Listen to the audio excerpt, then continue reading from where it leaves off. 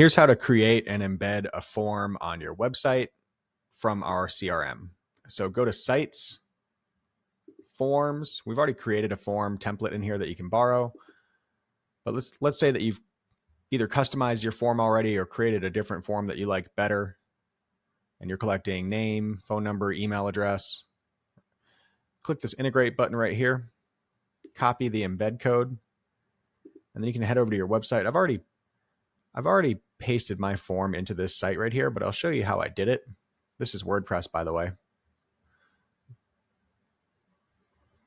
So this is an Elementor site built in WordPress. I can add a custom HTML widget.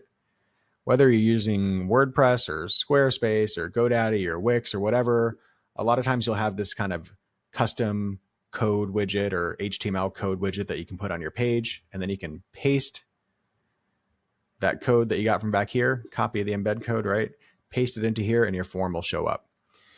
And then anytime somebody fills out this form on your site, it will create a lead or a contact in your CRM.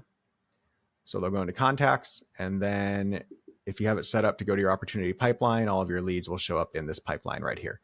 All right, if you have questions, leave them in the comments or email support@bookcleaningjobs.com.